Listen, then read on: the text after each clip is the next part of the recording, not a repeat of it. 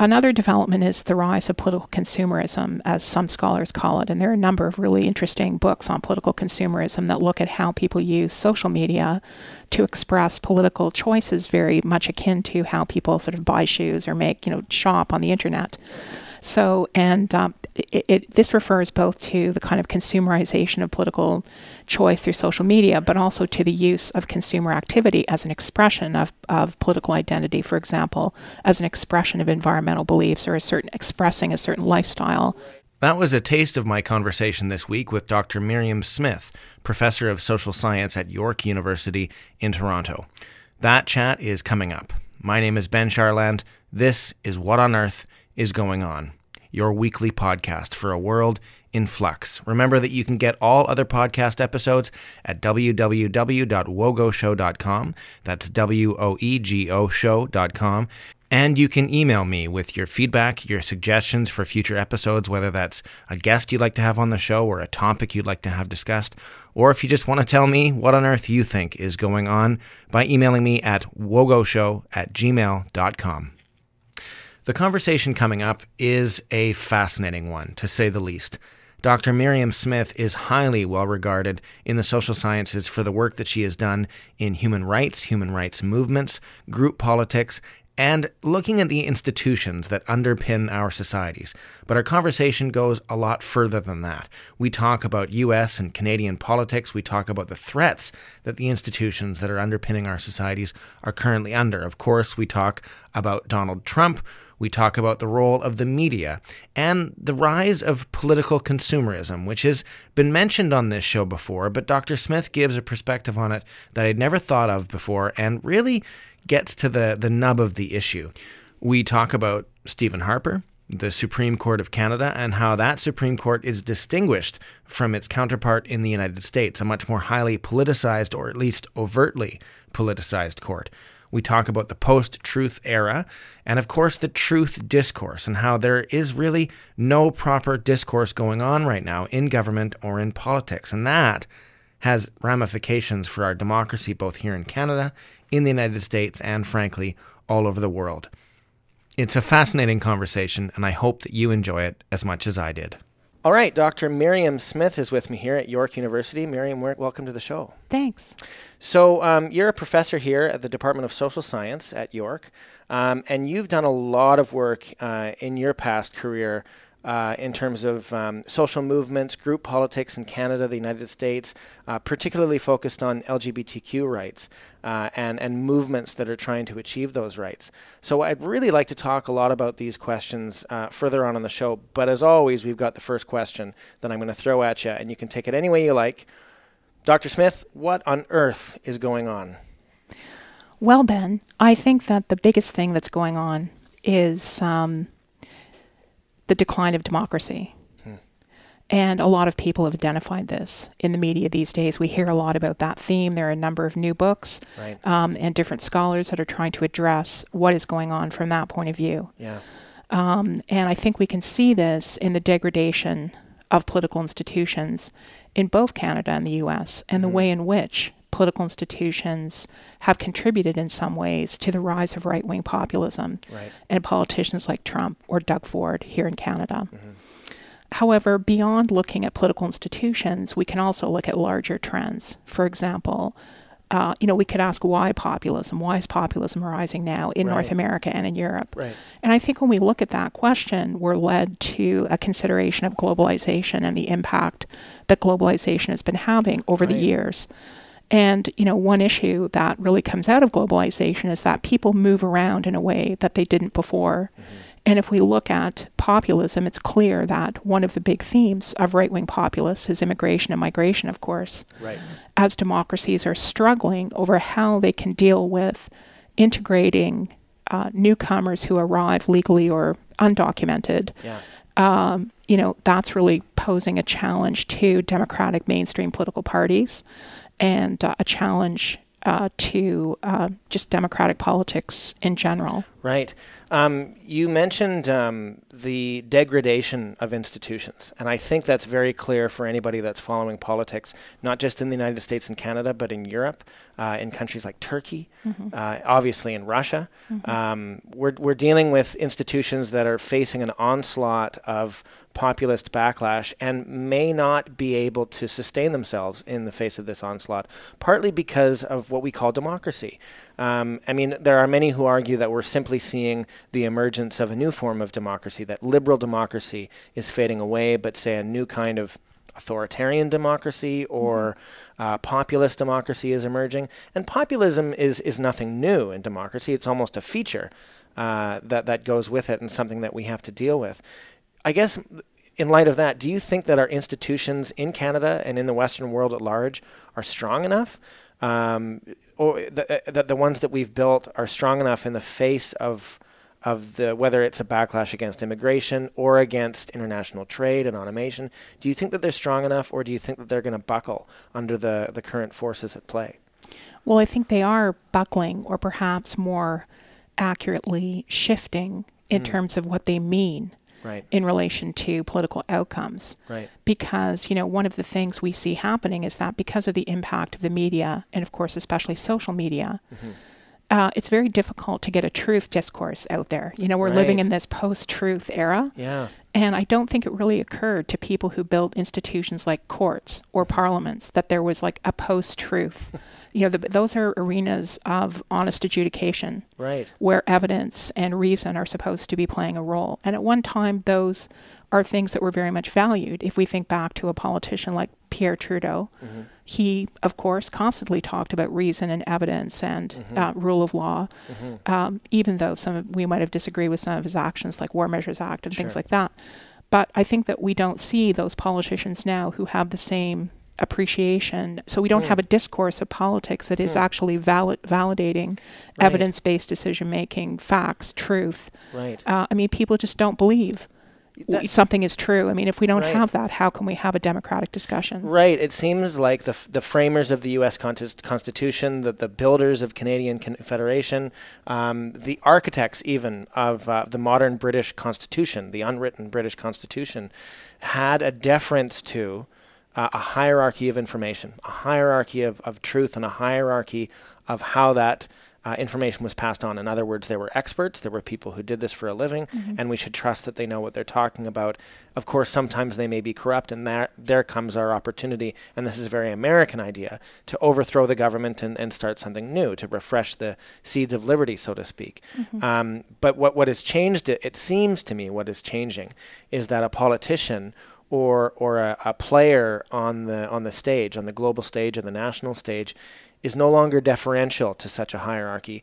There is now a deference to the population or the general will of the people, which sounds very democratic, even if in the end it becomes anti-democratic.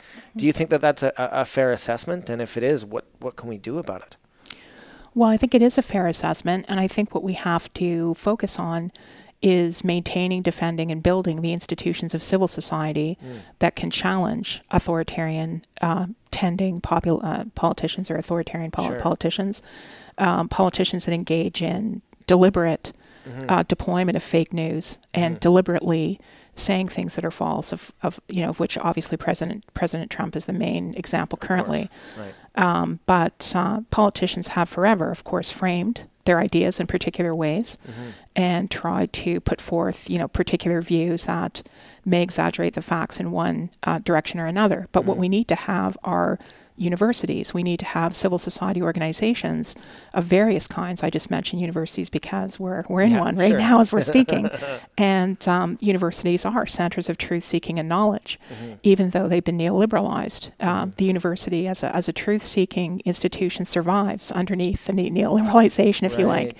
And I think that we have to fight for those institutions in our education system, in the media, newspapers, and NGOs and groups that can challenge. And if we look right now at some of the recent political debates, we see the role of the media, for example, in the U.S., the traditional newspapers like the New York Times and the Washington Post Right. and even the Wall Street Journal in challenging what's going on in U.S. politics. And so I think that's an example of the types of limits that we need to see. And need to reinforce as citizens and as builders of those Yes. institutions. But this word institution, I just wanted to clarify this. The institutions are what you deal with pretty much every day. You're talking about the institutions of our society. What is that? What are we talking about with that word institution? We're not obviously talking about a university is an institution in a very practical sense, but it's also an institution of society. What do we mean with that word institution? Well, I mean, I think we're talking about organizational structures of various kinds, state or non-state, governmental or non-governmental. But we're also talking about normative routines where, for example, in the Canadian system, when we have an election, the Prime Minister is the person who's the leader, is the leader of the party with the most seats. However, if the other parties can outvote that party, then it's actually perfectly legitimate for the Governor General to call on the leader of a party that didn't win the most seats to form a government. Now, that's a truth of how Canadian political institutions operate. That's a constitutional convention, unwritten. And how a constitutional convention becomes a convention is that people who are involved in running the system, the political and legal actors, accept that as the rule, the informal rule, the norm by which they will function. And we've noticed that under a conservative politician, Stephen Harper, that went by the wayside, and that Harper and even the CBC and the media, who should know better, put forth a view against the coalition at one point that was being sort of threatened by the opposition, which was perfectly legitimate on their part. And we can go back to the King Byng crisis or any other examples to look at that. But I think that so what institutions are about is about people actually following, oftentimes having an internalized adherence to certain norms of how they will behave. So a lot of how our society functions and our institutions, whether political or non-political function, is through these normative routines. So it seems to me that the fundamental aspect of an institution or a norm, or both, if you will, is trust and belief in that institution on part of the people who are taking part in it. I guess what I'm saying is that if the institution of constitutional democracy in Canada, so when the Governor General has almost no real practical power from day to day, but there could come a time when they have all the power of at least creating a new government in Canada or dissolving Parliament, calling an election. I mean, this is a fascinating, some people would see it as an anti-democratic feature of Canadian government. But the reason that it works is because we trust that institution is important, or we're at least supposed to. And I guess my question is if that trust erodes or disappears or dissipates, then what problems are we presented with? And is that kind of what we're talking about? Is the reason that the institutions are being degraded is, sure, they're under assault, but the reason that they're not working is because we are losing faith in them as citizens, as people, losing faith in their function, losing faith in what they're supposed to do. Yes, I think there is a lack of faith and also a lack of education. So people don't know how these institutions are supposed to work, and they don't see why they should care or why they should believe something that is a received truth of how, they don't know why should they believe me if I tell them in the classroom, this is how it works and how it's supposed to work, right? So I think that that's an issue. And again, we come back to media influence and the influence of the transition to digital technology, which I think is having a lot of effects on the way that citizens are, everyone, citizen or not, is processing information and thinking about information. And I often see with my students that students approach knowledge as a mashup. That's what I call it. Everything is a mashup, and when it happened in time is not important. Oftentimes, I mean, I'm generalizing about students, but generally I think, the digital generation that's kind of grown up with phones, that's where I would really distinguish it, really seems to not understand that things evolve in time and that you actually need to have some detailed information about topic X. They're just looking for the drop-down menu. And so I think that that's really a cultural transition, a transition in how we're processing knowledge, which has an effect on politics. I've heard it put that way, that if you're used to using a phone or a tablet or a computer in order to achieve your goals in your life from day to day, that really you're looking for the easy answer. So when you're faced with a challenge in your life, well, instead of tinkering, let's say your toilet floods, instead of tinkering around and trying to fix the toilet and learning how it works and understanding it, well, I'm going to watch a YouTube video that gives me the 5-step process to fix it. Now, frankly, I don't care how a toilet works, and I don't need to know, and I'm fine with that 5-step process. But if we apply that to these institutions and civil society that we're talking about, we might get into trouble. I have another question for you that I'm not sure if we're able to answer at this point in time. We might need another 20 years of retrospect. But we're talking about digital technology. We're talking about an incredibly accelerated age of information and social media, and a totally different way of diffusing and disseminating information and opinion and fact and truth and post-truth. You have done a huge amount of work in terms of social movements and group politics in Canada, in the United States, and elsewhere. Do we have a sense yet of how social media and technology and this globalization of information is affecting not only social movements, but our group identities and group politics? Or is it too early to tackle that? I think with regard to identities, I don't really know the answer to that. But I think something like the World Values Survey that surveys people around the world every so many years will be able to track those value shifts in questions like identity. But I think with regard to social movements, there have been a lot of key developments. With regard to Canada, for example, since the advent of the Charter, and my work often touches on this, social movements have turned to the courts and turned to law, which has kind of diffuse grassroots organizing in some areas, and created more top-down forms of organizing. So that's kind of one development that we've seen.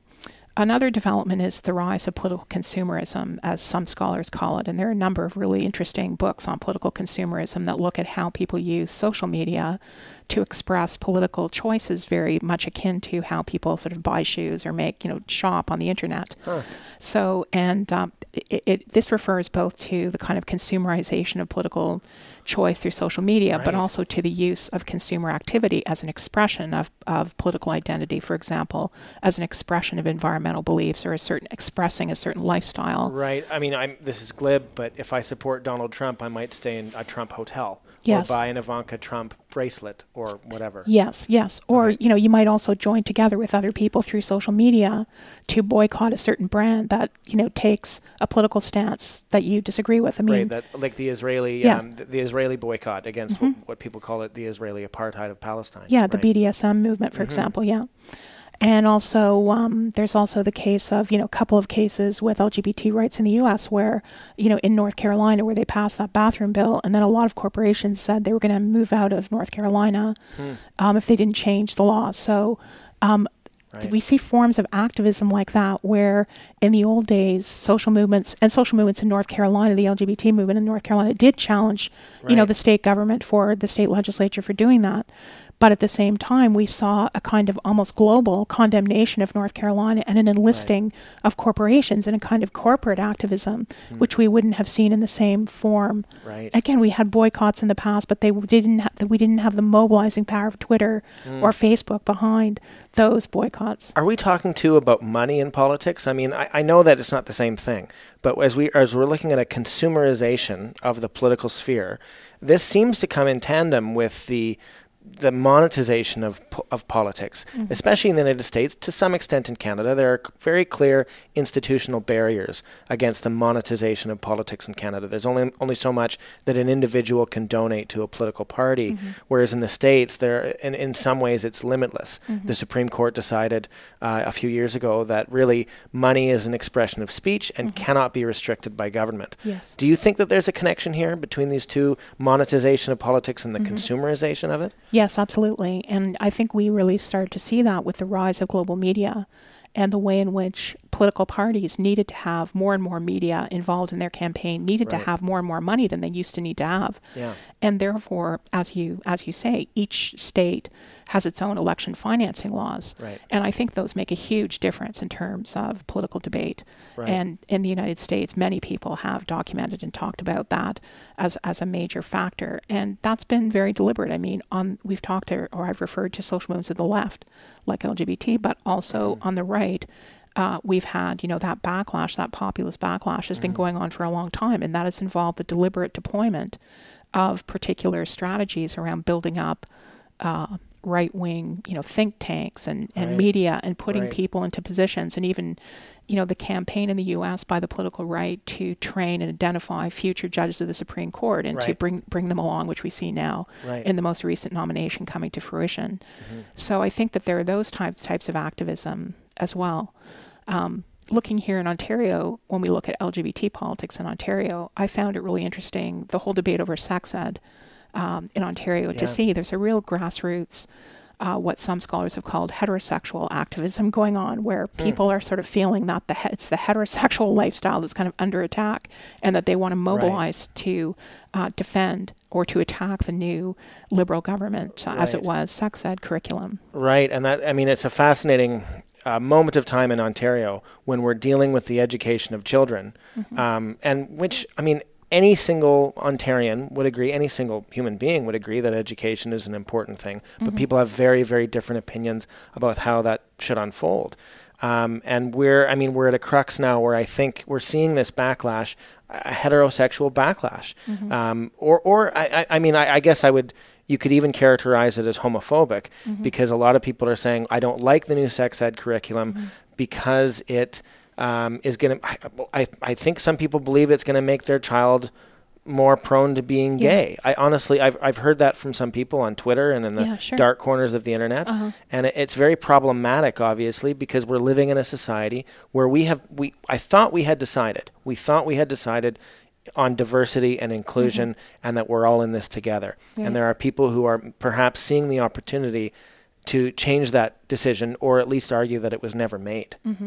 Yeah, absolutely. And we see the same applied to race, racism, and racialization, because if we look at the U.S. debate, and it's true to a lesser extent in Canada as well, I think a lot of what's going on in the U.S. is a result of the democratizing and enfranchising African Americans. I think that if we look at the longer sweep of history in the U.S., we see that in the 1960s there was a political movement, the civil rights movement, of course, to enfranchise, or more accurately re-enfranchise, African Americans who had been enfranchised after the Civil War and Reconstruction, and then were de-enfranchised, if you like. And I think that struggle, that long-term struggle, has a huge impact on U.S. politics, and that over time the right has associated the civil rights movement and the move for equality for African Americans and other groups, racialized minorities, and also attached to that, most recently LGBT people, again, people seeking, previously marginalized, seeking some kind of equality, that has been associated with the welfare state. It's been associated with, a series of things that are viewed very negatively. And so you have a politics that is, just highly racialized. Even if we're not talking about race, we're talking about economic policy or social policy, there's this racial subtext, a racist subtext that's underneath that is really poisonous. I think that ultimately is what Trump has, he represents kind of a reply to Lyndon Johnson, if you like. I want to get into Trump. We can't help not talking about he sucks up the oxygen in every conversation, but for good reason. It's something that needs to be discussed, and we have to grapple with in civil society. I have an anecdote, and so it may just be that, which is an anecdote. But I was told a story just yesterday about somebody who went to go to a diversity and inclusion conference in the United States, and what they discovered in the United States as compared to Canadian politics is that when you talk about diversity and inclusion, when you talk about the multicultural zone of discussion in that country, the black-white conversation comes first, and all other conversations are a subsidiary of that, or at least are secondary to that. Is that that's a story that one person told that they thought was happening, but is that accurate, or at least in some way accurate, of the politics in that country? Well, I would say it is in the long-term historical sense, and I think it's the legacy of slavery. And that is such a big factor in U.S. politics. It's not really about African Americans. It's not about a hierarchy of rights, especially as we might discuss it in Canada. It's a longer-term historical problem that this is a country founded on slaveholding. And it's a country that has not come to terms with that. It's an original sin of their country. It is. And if we can compare to Germany in the post-war period, it's very interesting how Germany especially in the last 20 and 30 years, has come to terms with its Nazi past. Right. In many ways, many different ways. And it's now a basic given of German politics that, Nazism is bad. And meanwhile, if we compare that to the U.S. and the debate, say, over Confederate statues, which is only one example I could give, Sure. But I think that debate is telling because we see that in U.S. politics, some white Americans are still not ready to redefine those leaders defending slavery as evil and to reject that politics once and for all. And I think that's kind of at the root of it all. And Trump, again, is an expression of that white resistance to recognizing that. And then a whole lot of other issues are bound up and related, to that in the way that your friend describes. Everything sort of gets formulated in relation to that divide. In relation to that. Yeah. We're going to talk about Trump in a second, but just going back to Germany, and I don't want to go too far down this tangent, but you're right. That's absolutely a norm in German politics that has been achieved and established, that we not only want to move on from Nazism, but we outright denounce and reject it in our politics. But there's scary signs that may be reverting to an older way when the political party Alternative for Germany, AfD, had a pretty big turnout in the last election and are shaping the politics in Germany nationally and at the federal level as well. And it's it's an open question whether the future of Germany will be about this denouncement of the past, or if they're going to reincorporate these old sick ideas that we thought we had defeated in the 20th century. But I don't want to necessarily dwell on that. I'm happy to hear your thoughts on it. But I had one other thought earlier about you're talking about the consumerization of politics. It sounds to me like political parties, and maybe this is true in Canada as well, have learned from companies like Disney and Coca-Cola and learned that you're not selling just a product, you're selling a lifestyle. So Coca-Cola, Disney, of course, Apple, Facebook, these modern brands have learned that the best way to get a customer is not to sell them a widget, but to sell them an idea of who they could be and who they are. And then they'll buy your widget because they identify it with that lifestyle. Do you think that that's happening in politics, that you're selling the Republican ideal or the Democratic ideal or liberal, NDP, conservative as a lifestyle choice and not just a choice every 4 years of political expediency? It seems in the U.S. that is the case because we have studies that show that increasingly people are, for example, unwilling to socialize with people of a different political party and wouldn't want to see their children marrying someone of a different political party. This is a recent studies have shown this is increasingly the case.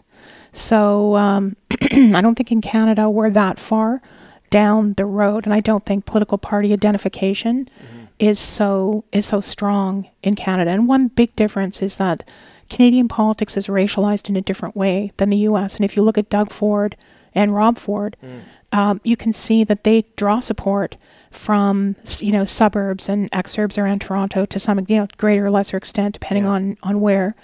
But they do draw support from people of color in the GTA, and that's very different if we look at politicians like Trump, where it's very clear that African Americans reject him wholly.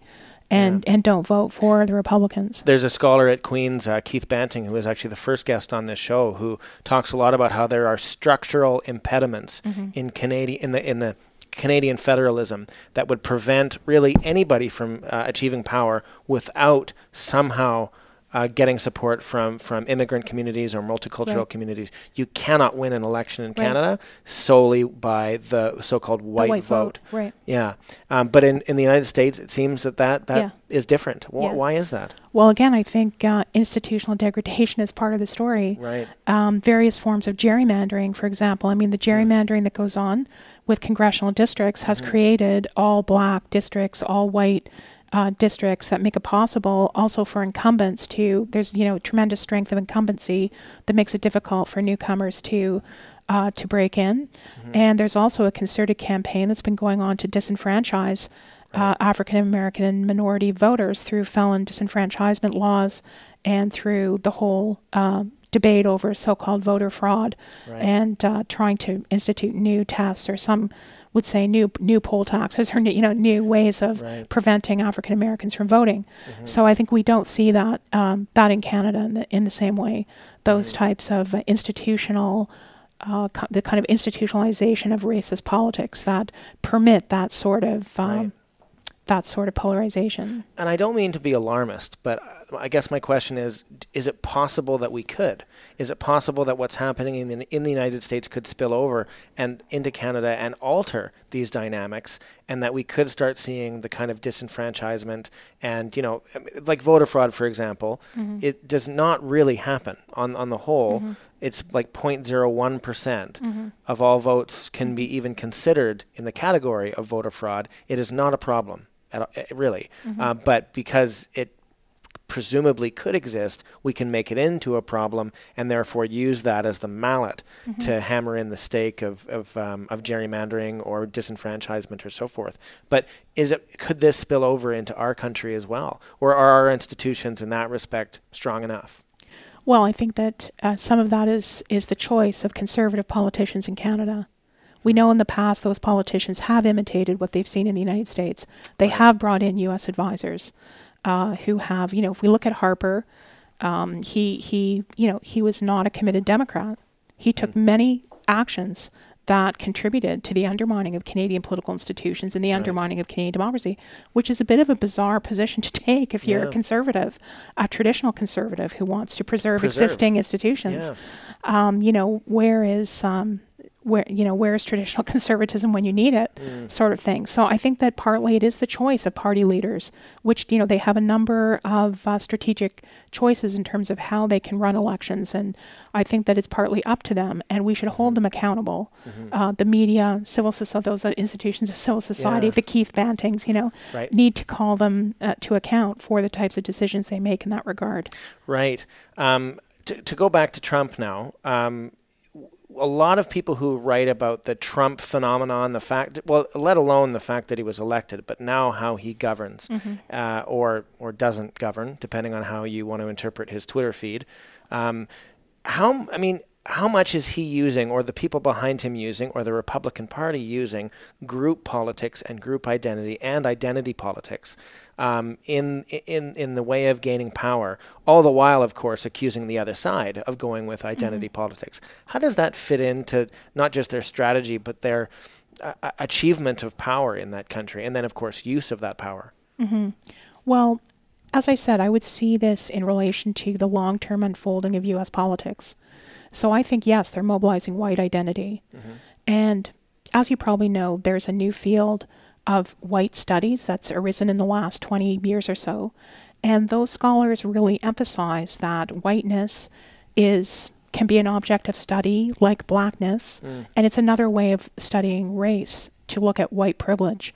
And I think that lens is very useful when looking at Trump and answering the question about identity politics, because yes, I think some call him a white nationalist, and I think that is an apt label for the type of identity politics that he's deploying.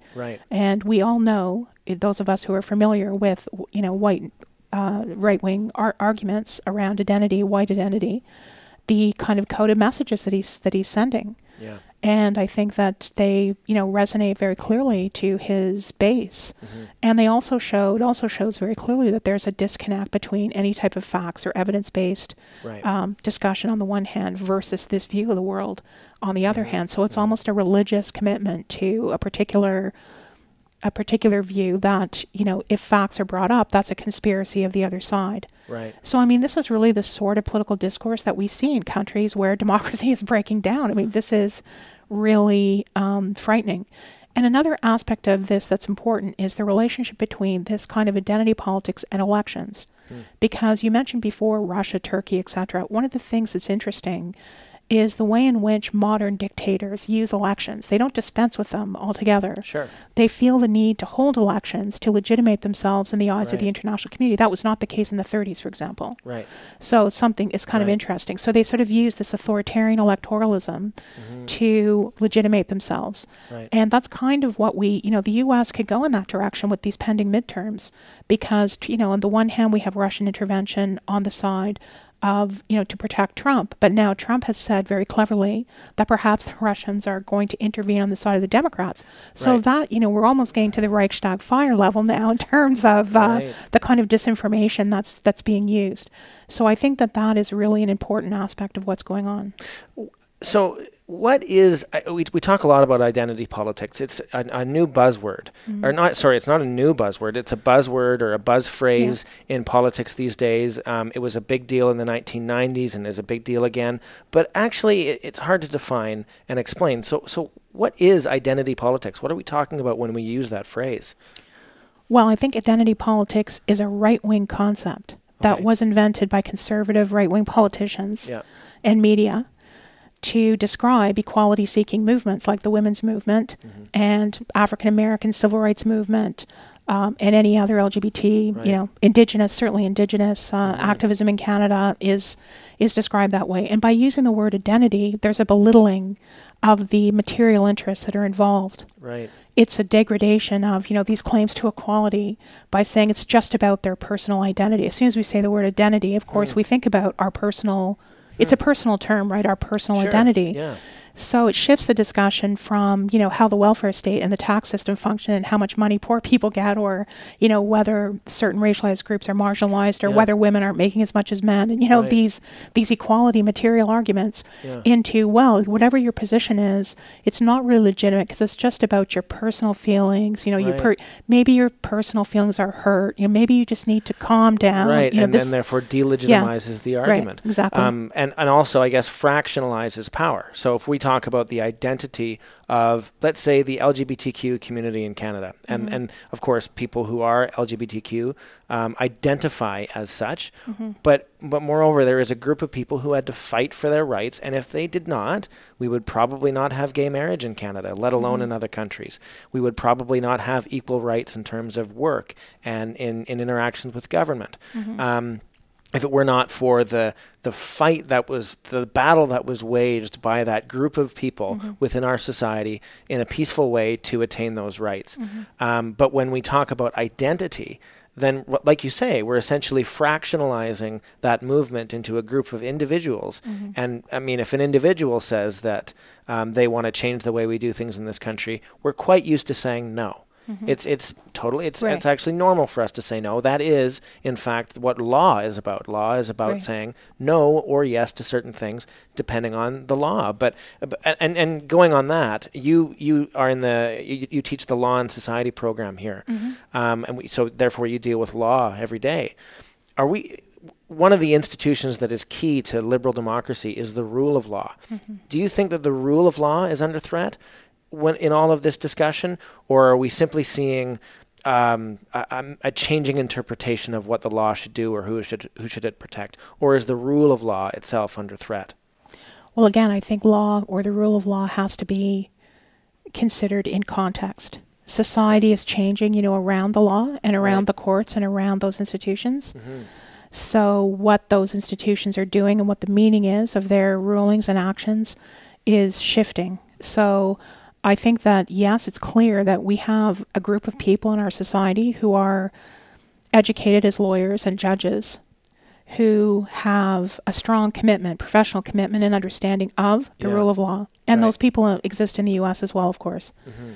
I'm concerned when I look at things like the recent Supreme Court nomination in the U.S., as to, the idea that people have been brought through with an idea that they're going to have a commitment to a particular position on the Constitution prior to seeing a case or a specific dispute. That's not in the tradition of Anglo-American law. Right. So on the other hand, if we look over time in the U.S., say under the Bush administration, the Supreme Court did stand up to a lot of what the Bush administration wanted to do. And so has the Canadian Supreme Court stood up to on national security issues.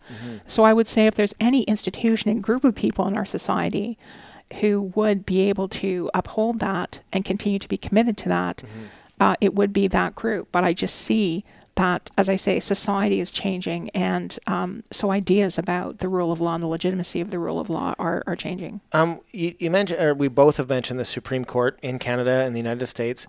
A lot of people have wondered why the Canadian Supreme Court has not seen the same kind of politicization that the American one has. I mean, the United States Supreme Court has been politicized from the very beginning. It's partly the structure of the Constitution of that country, but obviously a Supreme Court nominee is one of the greatest powers that a president has. It can shape that country for generations. It can have an enormous impact, as Donald Trump's recent nominee will have on the Supreme Court. The Canadian Supreme Court, I mean, obviously, the system is not too dissimilar. The Prime Minister is responsible for appointing members of the Supreme Court, but it doesn't seem to be as politicized. Is that an inaccurate representation, or is there a reason for that you can think of? I think that the debates over the Canadian Supreme Court have been highly politicized at various points in the past. Most recently, when the Charter came in, and immediately the court started producing decisions and rulings under the Charter that benefited particular groups, as it was seen. Right. Women, Indigenous people to some extent, LGBT people. Then there was an attack in the 80s and the 90s on the court, centered actually in the University of Calgary Political Science Department and led by Knopf and Morton. Okay. And that was quite a vitriolic debate, to which, may I say, I contributed an excellent article in the Canadian Journal of Political Science called Ghosts of the JCPC. Okay. Now, the JCPC, as you may know, the Judicial Committee of the Privy Council, the reason I titled my article that was because back in the 30s, there was a huge debate over the role of the court in relation to the development of Canadian social policy and economic policy, because, as you remember, the Bennett government tried to put in a New Deal to address the economic problems of the Depression and social problems, and it was struck down by Canada's highest court at the time, the JCPC. So the left, the Canadian left, really attacked the JCPC and really politicized it, whereas in the 1980s and 90s, when the Charter came in, it was the right that attacked the court. So we've seen attacks from the left, attacks from the right, and it's the same in the U.S. because it sort of was the same pattern with the Depression-era cases, to the point where FDR was threatening to pack the U.S. Supreme Court to get his way, right? Yeah. So it was a kind of a repeat. It was like we seem to always be a pale imitation of what happens, and it's the same. So, but I think that debate, I guess, has calmed down somewhat in recent years in Canada. I think the LGBT question was settled. It's clear that Indigenous issues have a different place now in Canadian politics than they did in the 80s. I think that battle has been won. No one can really say today, well, it's a bad thing if the court rules to recognize, Aboriginal land claims. More difficult. There are different types of arguments you can have, but I think it's more difficult to attack the legitimacy of the court now in Canada. So yeah, that's how I would answer that. But there's one thing that we don't do and this may just be in our media, in the way that we talk about it. We don't slice and dice the Supreme Court in Canada and say, okay, who's conservative, who's liberal? I mean, certainly as a professor you might do this, but we don't read an article in the Globe and Mail about, there are 4 conservative judges and 4 liberal judges and one in the middle. We just don't seem to do that. And we don't talk about how there was a 5-4 defeat or a 7-2 victory or whatever. There seems to be a different discussion. Is that simply the rhetoric, or is that based on just a different layer of politicization of the court? Well, I think the U.S. Supreme Court has a longer history of being politicized because it's been empowered from the beginning. Right, okay. And Canadian federalism was originally based on the idea that actually the federal government would keep the provinces in line if the province's legislation was out of line with the federal division of powers. The federal government was actually supposed to enforce the division of powers. So the idea that the court would have that role of enforcing the division of powers of federalism was rejected by the Fathers of Confederation because of the U.S. Civil War, which was going on at the time. They saw that as a failed model. Right. Nonetheless, though, the Canadian, whether JCPC first and then after 1949, the Supreme Court of Canada has emerged as the arbiter of federalism over time. So it has had the same role. But lacking an entrenched Bill of Rights, we didn't have direct controversies over human rights. When cases regarding human rights came to the court, they had to try to interpret those cases in terms of federalism rather than in terms of rights, or they had to make circuitous arguments about rights because those rights were, saying that they were incorporated in the unwritten constitution, or Canada has a constitution similar in principle to that of the UK. Those types of arguments. Whereas in the US, they had the direct, they had the Bill of Rights. So they were adjudicating these ideas about personal liberty, and then over slavery and citizenship rights for African Americans, etc. The proper role of the state in relation to the economy. That was all adjudicated because of the Bill of Rights, which we did not have. So I think that probably is part of the answer. Well, and also it would be, Canada has grown as a confederation or federation, however we want to call it, has grown by fits and starts over time, and it continues to evolve before our very eyes. It's impossible to take the same view of Canada that many Americans take of their country, which is that it should be as the founders conceived of it. Sure. So Judge Kavanaugh and the originalist conception of what a judge should be, that I should interpret the Constitution as it was written at the time. You can't do that in Canada. The Constitution is from 1982. The British North America Act is not a constitution, but an act of the British Parliament in 1867. We have a different conception of the organic and, very British incremental growth of our country, which is important for understanding one of the distinctions between Canada and the United States. But for the last few minutes, there's one last subject I really want to tackle with you, which is, and we've touched on it a little bit, which is Indigenous rights in Canada, and the future of our Canada's relationship with First Nations people and the province's relationships with First Nations people.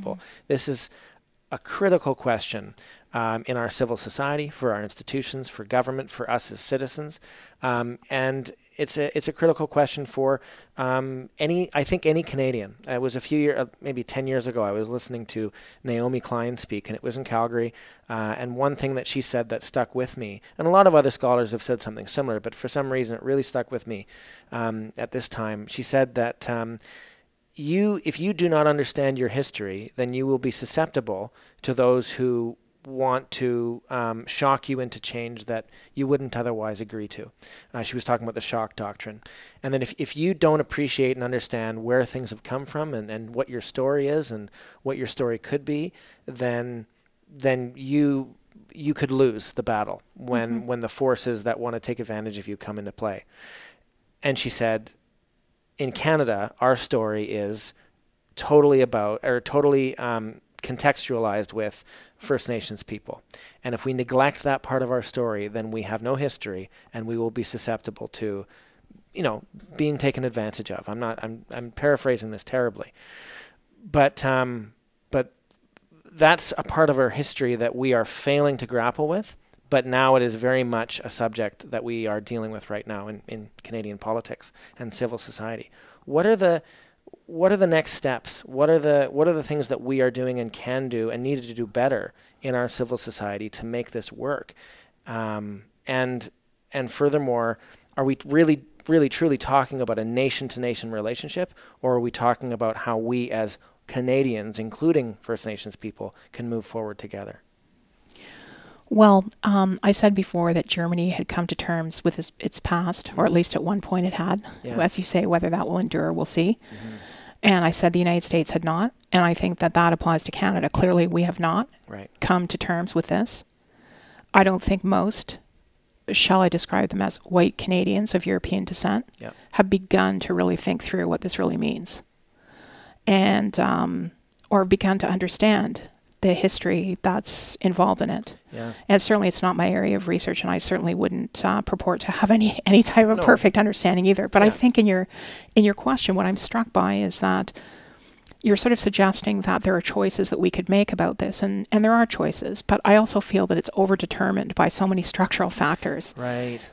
Obviously resource and land expropriation and theft is the basis on which this country is built on, sure. So how are we going to resolve that? And so when we talk about pipelines or we talk about resource development, we've been talking about this in the mainstream of Canadian political discourse since the 1970s. Mackenzie Valley Pipeline, et cetera, all those debates, they just keep recurring. And I think it's because the structural issue, it's very hard to know how to resolve it. Yeah.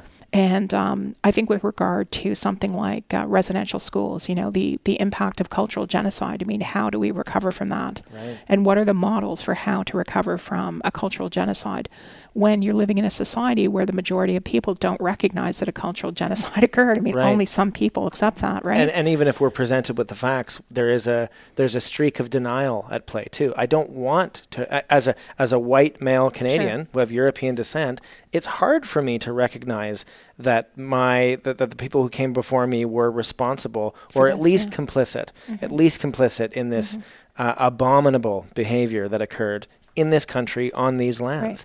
Right. Yeah, and I think the debate over residential schools, I mention that because, again, it illustrates the idea of thinking about social and political problems individually.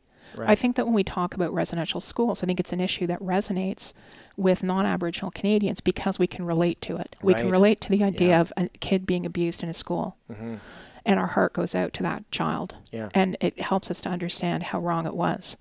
But that's an individual. And the thing about that definition of the problem is, well, once the child is no longer being abused, then the problem is solved. Once the schools are closed, and, we have to compensate people. But, we can compensate people. We can say we're sorry, and we can wrap it up. It's over now. We're not doing that anymore, right? It's as if racism ended with the Emancipation Proclamation in the United States in 1865. And obviously, it did not. Yes, exactly. So I think that that's the problem with the way that sometimes we talk about Indigenous issues. And so I think this larger structural problem of land theft, I notice we're less interested in talking about that, and we're more interested in talking about something like residential schools. Right. So that's one thing I've noticed about the debate. Well, because we can hopefully, and this is not a very good hope, but hopefully fix this problem and not have to have any consequences. Whereas land theft, there's going to have to be some kind of remediation, and it's going to be uncomfortable. Many African Americans say that, you owe us money. That this is a financial issue because there were wages that were unpaid for decades. Centuries probably if you go back far enough. But wages that were not paid that are owed to the descendants of those slaves. How is that? Sure, that might seem impractical. We're talking about trillions of dollars, but impractical or not, no one could say that that's a wrong argument. Absolutely, I agree with you. The reparations movement is very interesting in the U.S. and I don't know what's going on with it right now. Again, I don't follow that closely, but I certainly agree with you that the argument is, from a justice standpoint, is there's really no arguing with it. Or a moral standpoint. No, a moral standpoint, exactly. This is simply a question of fairness. Now, we can talk about, did the descendants of people deserve remediation, but the law is very clear that they do. The law has, in many countries, the law has determined, yes, that is due to a descendant. One anecdote of mine that stuck with me, going again back to Germany. I've been to Berlin and to the Holocaust Monument. I don't know if you've been there. And it's right in the center of the city. And it's this pretty much a full square block in Berlin, right in the center of the city, of these rectangular concrete pillars jutting out from the ground. And it's an uneven ground.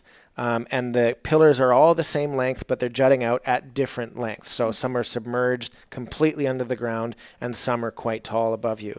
And of course, it's an interactive monument. You walk through it, you can feel and you can see these concrete pillars, and it has an undeniable effect. It's one of the most powerful places I've ever been, partly because I knew the context of it. I've been to Auschwitz in Poland. I think I was maybe there on the same trip or around the same time. But moreover, it had a physical impact on me that I will never forget. I cannot think of anything in Canada that does the same thing for the cultural genocide of Indigenous peoples in this country. I can't. Maybe there is. Maybe there's somewhere in Canada that I haven't been that would have the same impact on me. But the Holocaust Monument in Berlin takes in millions of people, and tells a very clear story that is hard to deny and impossible to forget. Not to be glib and not to say that the solution to our problem is just to build a monument. But do you think that finding a way to communicate this story in Canada is one of the things that we need to or could do in a very singular fashion, or are we making too simple of a point of it? Well, I think that would be a worthwhile endeavor, but I agree with you that it would certainly not in itself be the solution to the problem. But that's kind of where I'm going. Is I don't know what the solution to the problem is, and I just feel that there, as I'm terming them, structural factors. All of our lifestyle and our economy is tied to land and resource exploitation. So how can that be reversed? Whether we wanted to reverse it, obviously there are movements that are contesting particular economic developments, but even if they're partially successful, that's still not going to change the overall trajectory So I am at a loss to see, especially what we can do in terms of political agency to address the problem. And I think it's important, of course, to listen to the voices of Indigenous people and what do they think the solution is. What do they think the concrete steps are that we should be taking? And I think that we need to adopt a position also of listening and learning from those voices in that respect. And knowing that it will be hard, not just emotionally, but there may be consequences. Sure. Thomas King wrote his book, An Inconvenient Indian. Yes. And one thing that he makes very clear in that book is that this is about land, and that there has to be a discussion about land and sovereignty. And, again, as a white male Canadian with, I have some Métis background, but I mean, I'm a white male Canadian of European descent. When I think about, sovereign nations existing within my sovereign nation, when I think about land transfers as remediation or remuneration for what has occurred before, it's hard because it's hard to imagine my country changing in such a way. But that's the kind of conversation we're going to have. Otherwise, we're living on frankly borrowed time in this country. How can we sustain ourselves as a country built on such uncorrected injustice? Yeah. Dr. Smith, this has been a terrific conversation. I have not looked at my notes once, so congratulations for that. Thank you so much. I enjoyed it too. I enjoyed it very much, Ben. Thanks so much. Yeah, you're welcome. Thank you. That's the show. Thanks so much for taking the time. Remember that if you want to listen to this podcast or any other, you can find it at the website www.wogoshow.com. That's WOEGO show.com. And you can email me with any suggestions or feedback at wogoshow@gmail.com. Now, your quote of the week is from a book called Debt: The First 5,000 Years by David Graeber. It's a really, really fascinating read, and it's a book that I'd like to discuss on this show at some point in the future. Now, David Graeber talks about the role of debt in our society and the importance of it going back 5,000 years and why we don't really understand debt for what it really is and how it really shapes the things around us. But David Graeber is able to take a perspective that is a lot higher. Sometimes it's 30,000 feet, and sometimes it's right in the ground of an archaeological dig. But when he's at 30,000 feet, I think he's at his best because he's analyzing the world from a really critical angle and in a way that we often miss. So here's the quote. For a very long time, the intellectual consensus has been that we can no longer ask great questions. Increasingly, it's looking like we have no other choice. Thanks for listening.